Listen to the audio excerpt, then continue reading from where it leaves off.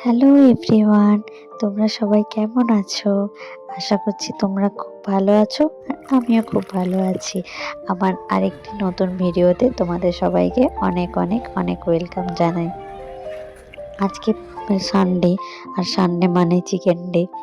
সেটা তোমাদের সবার বাড়িতেই হয়ে থাকে। আজকে কার কার বাড়িতে চিকেন হয়েছে আমাকে কিন্তু অবশ্যই কমেন্ট করে জানাবে। তো সকাল থেকেই আমার এমনিতেই ঠান্ডা লেগেছে, তাই সকাল থেকেই মুখটা একদম ভালো নেই। তারপর আবার চিকেন আসবে, তো মনে হচ্ছিল সকালেও কিছু একটা করে খাই।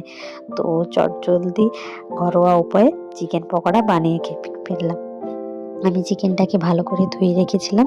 তারপরে তার সাথে আগে থেকে বেটে রাখা পেঁয়াজ, রসুন, আদা, কাঁচা লঙ্কা বেটে রাখা মশলাটা দিয়ে দিলাম। আর তার সাথে লবণ, পরিমাণ মতো লঙ্কা গুঁড়ো, কাঁচা লঙ্কা কুচি আর এক টুকরো লেবুর রস দিয়ে ভালো করে মাংসটাকে মাখিয়ে ম্যারিনেশন করতে রেখে দিলাম 30 মিনিটের জন্য। আর এই 30টা মিনিট মানে কখন যে কাটবে সেই আশাই আমার দিন গোনা।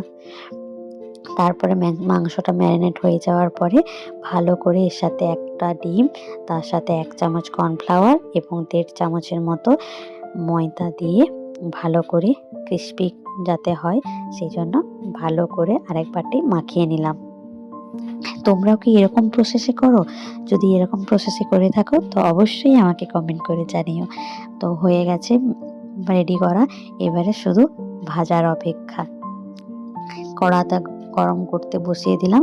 কড়াইতে তেল দিয়ে তারপরে এক এক করে ম্যারিনেশন করে রাখা চিকেনগুলো দিয়ে দিলাম।